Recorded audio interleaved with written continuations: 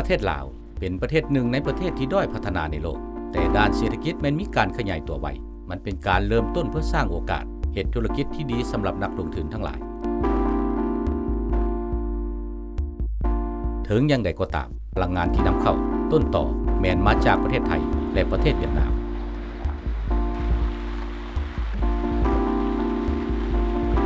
การเพิ่มขึ้นของจำนวนรถรางพาหนะในปัจจุบันแม้นมีความท้าทายต่อการสนองด้านน้ำมันเชื้อไฟเพราะฉะนั้นการผลิตน้ำมันชีวภาพได้กลายเป็นสิ่งสำคัญเพื่อรักษาและสืบต่อการพัฒนาด้านเศรษฐกิจในสาธารณรัฐประชาธิปไตยประชาชนลาวศูนย์ค้นคว้าทดลองด้านพลังงานทดแทนเลียซึ่งได้มีการยอมรับด้านท่าแหงของผลิตภัณฑ์น้ำมันชีวภาพในระดับท้องถิ่นและได้มีโครงการทดลองในปี 2011 โครงการดังกล่าวนี่มันเฮาเริ่มต้น2ปีมานี้เนาะแต่ว่าการเอาข้อมูลทั้งหมดเกี่ยวกับว่าหาแรงวัตถุตัวใดที่สิมาเฮ็ดเป็นไบโอดีเซลหั่นแม่นพอเฮาได้เฮ็ดมาแต่ 5-6 ปีก่อนพุ่นน้ำมันชีวภาพแม่นน้ำมันเชื้อไฟที่สะอาดซึ่งเฮ็ดได้จากน้ำมันสัตว์หรือน้ำมันพืชเช่นน้ำมันจากบักเหงาหรือน้ำมันปาล์มที่มีกระบวนการผลิตทางเคมีเพื่อเปลี่ยนเป็นน้ำมันชีวภาพ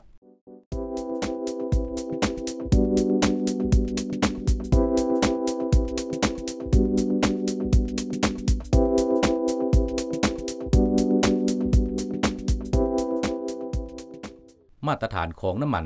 แม้นได้มีการทดลองอย่างละเอียดและมันสามารถนำใส่เข้าในเครื่องจักรกลส่วนAlors, biodieselมี3 ตัน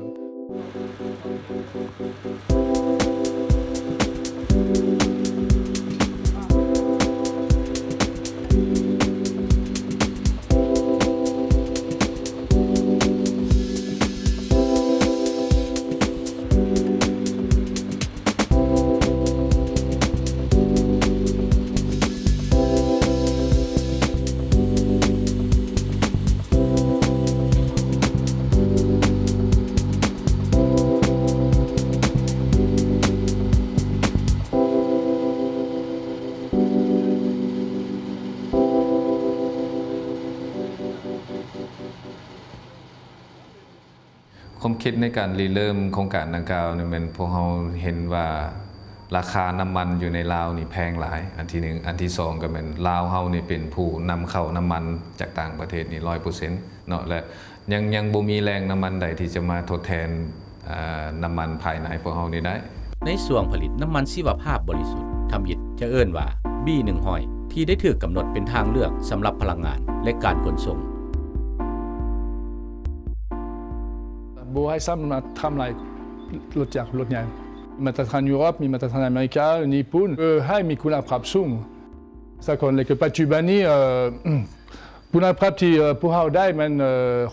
ผ่านมาตรฐานสักคนสบายดีค่อยซื้อปานเป็นเจ้าของร้านอาหารบ้านไก่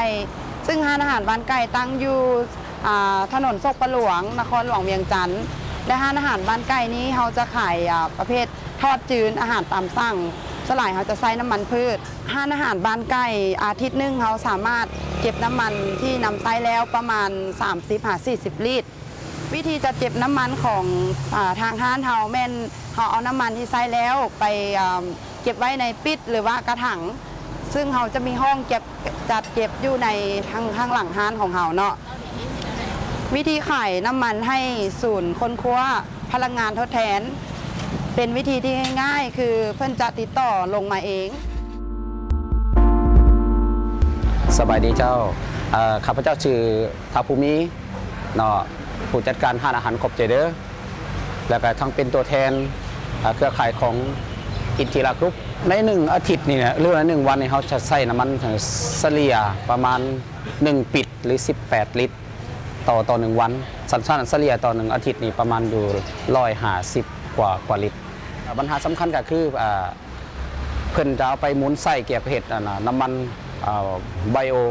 ดีเซลและก็รวมทั้งเพิ่นเป็นการรักษาสิ่งแวดล้อมคิดว่าคงจะได้เป็นจุดสำคัญของเพิ่นโดยมีการร่วมมือกับครูร่วมงานจากหลายภาคส่วนได้เริ่มต้นผลิตน้ำมันไบโอดีเซลอยู่ในพื้นที่ของตนและผลิตในท้องถิ่นจึงได้นำใส่น้ำมันพืชที่เศษเหลือจากการปรุงแต่งอาหารจากบรรดาห้านอาหารในประเทศ คันสันแล้วและการร่วมมือนี้มันแม่นการเต้าร่วมเอาแนวความคิดเต้าแลกเปลี่ยนเอาเทคโนโลยีแลกเปลี่ยนเอาระบบวิทยาศาสตร์อื่นๆมาสู่กันคันสันและการร่วมมือนี้จึงมีความจำเป็นในความเป็นจริงแล้วมีหลายอย่างที่เสือไฟลาวได้ร่วมแลกเปลี่ยนนำโดยเฉพาะอันหลักๆก็เป็นสถานที่ติดตั้งโรงงานหันและในนั้นบริษัทรัฐวิสาหกิจเสือไฟลาวเฮานี้ก็ยังเปิดกว้างให้ทุกภาคส่วนได้ผลิตได้มาแลกเปลี่ยนเพื่อสิเฮ็ดแนวใดให้มันมีหลายกำลังมาผลิตรวมกันและให้ประเทศลาวเฮาได้ใช้น้ำมันกระสวนชีวภาพอย่างสมบูรณ์ตามเป้าหมายของรัฐบาลที่วางไว้ความท้าทายความยุ่งยากของโครงการนี้ก็คือว่าสังคมส่วนหลายนั้นเขาเจ้ายังบ่ทันเชื่อมั่นเนาะเชื่อมั่นกับเทคโนโลยีใหม่หรือว่าเชื่อมั่นกับขบวนการผลิตภัณฑ์ใหม่แต่ก็พอก็มีแผนการว่าแนวใดก็ยาพอเขาก็จะมีการโฆษณาหรือว่าเผยแพร่ทางสื่อต่างๆเพื่อให้สังคมนั้น